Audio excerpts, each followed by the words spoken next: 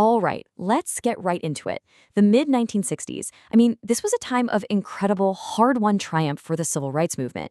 You had these landmark laws getting passed that would change America forever.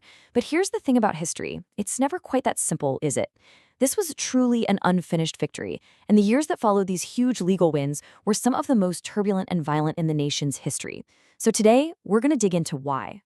It really all kicks off right here, with one of the most important pieces of legislation of the entire 20th century, the Civil Rights Act of 1964. Now, on paper, this was absolutely monumental. It made segregation in schools, restaurants, hotels illegal. It banned discrimination when you were trying to get a job.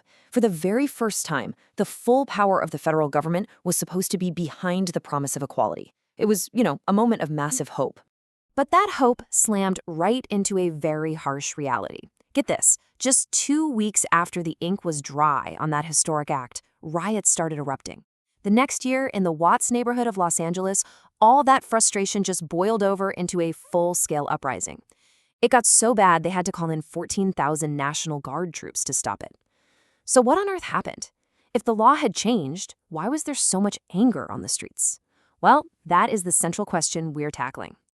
To really get to the bottom of this, we're going to break it down into 3 key parts. First, we'll look at the limits of the law itself. Then, we're going to explore the rise of a more radical approach. And finally, we'll see how the civil rights struggle basically became the blueprint for other massive protest movements. And of course, we'll wrap it all up with the key takeaways you'll want for your exam. Okay, first up, the limits of law. This is where we dive into a concept that is absolutely crucial for understanding this entire period. The huge, massive gap between what the law said and what was actually happening in people's day-to-day lives.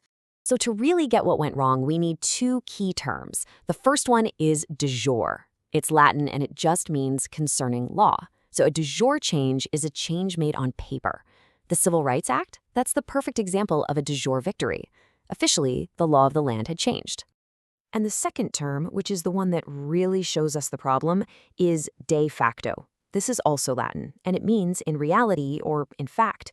This isn't about what's written in the law books. It's about what life is actually like on the ground, day in and day out. And this is where the real issue was. So let's put them side by side. The de jure victory, absolutely clear. Big new laws passed in 64 and 65 to end segregation and protect the right to vote. But the de facto reality, especially in the huge, sprawling ghettos of the North, was pretty much unchanged. People were still trapped in awful housing, they faced crushing unemployment, and they had to deal with constant, unfair police harassment. The new laws just did very little to fix these really deep-seated economic and social problems. And this slide, it just captures that divide perfectly. On the one hand, you've got the official text of the law, the promise, the de jure change.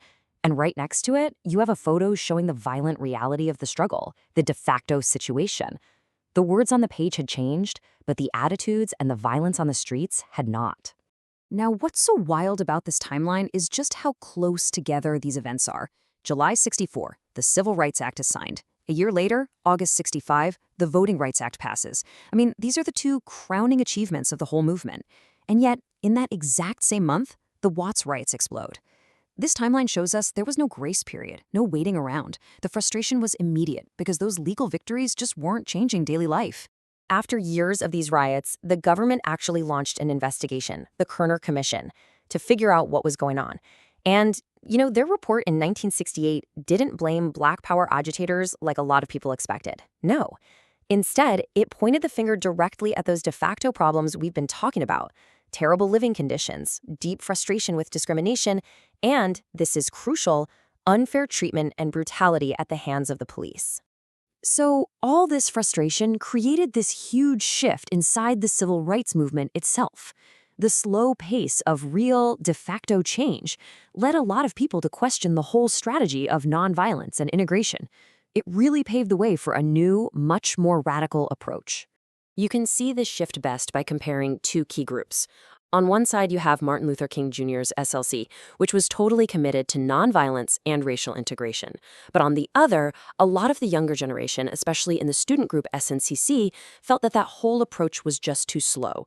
So by 1966, under their new leader Stokely Carmichael, they made a major pivot to a new philosophy.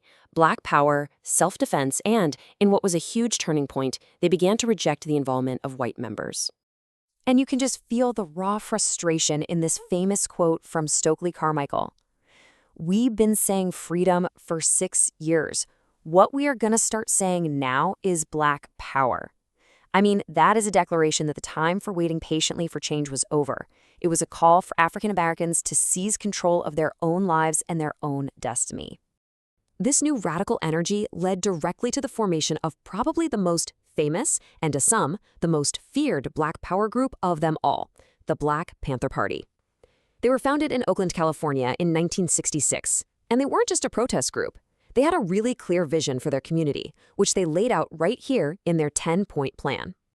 And just look at what they were demanding: power to run their own communities, full employment, decent housing, an end to police brutality. Does any of that sound familiar? Of course it does. These demands were a direct response to all those de facto problems in the ghettos that the big civil rights acts hadn't fixed.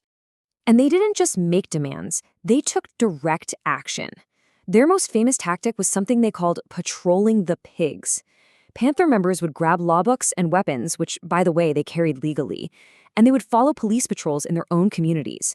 The goal was to monitor the police, to try to prevent brutality, and to make sure any arrests were done by the book. It was a really direct, confrontational challenge to police power. Now, the impact of the civil rights movement went way beyond its own goals. Its strategies, its visibility, its moral power, it all created a template, a kind of playbook for protest that would be used by countless other groups all through the 60s and even today. So, what was in this playbook? Well, it was basically a 4-step process. First, you organize dedicated community groups. Then, you use nonviolent direct action, things like sit-ins and marches, to create a public spectacle. The absolute key was to make sure those actions got tons of media attention, broadcasting the struggle to the entire nation. And finally, you use all that public pressure to lobby the federal government for new laws. And this model was incredibly influential. Other groups who felt they were being left out saw what was working for the civil rights movement, and they adapted it for their own causes. And the two biggest examples of this are the modern women's movement and the student-led movement against the Vietnam War. So let's see how this played out for the women's movement. In 1963, a book by Betty Friedan called The Feminine Mystique just exploded, giving a voice to the frustration of millions of women. Then, a year later, the Civil Rights Act, which was pushed for by African Americans, also happened to ban gender discrimination.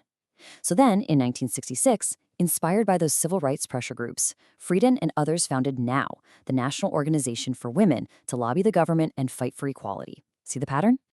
At the exact same time, students were becoming this incredible force for change. The main group was Students for a Democratic Society, or SDS, and they were active in both civil rights and anti-war protests. As the Vietnam War got worse and became America's first television war, with these brutal images being broadcast into living rooms every single night, opposition just exploded. The protests got so massive that in 1968, they helped convince a sitting president, Lyndon Johnson, to not even run for re-election. Now that is the power of protest. All right, we have covered a ton of ground, so let's boil it all down into the key points you are definitely going to want to remember for any essay or exam question on this whole topic. Think of this table as your ultimate revision tool. It's all cause and effect. First, the gap between de jure legal wins and the de facto reality of life led to massive frustration, which blew up in events like the Watts riots. Second, that same frustration with the slow pace of change caused a major shift toward radicalism, which we see with Black Power and the Black Panthers. And third, the success of the civil rights tactics gave other groups a powerful protest playbook, which was picked up by the women's liberation and anti-war movements. So we end right back where we began, with the central question of this whole era. The movement, without a doubt, achieved historic legal and political victories. But a victory on paper isn't always a victory in practice. The question you really have to think about is this: how much did these laws actually change the fundamental social and economic structures that kept inequality locked in place? That right there, that's the heart of the unfinished victory.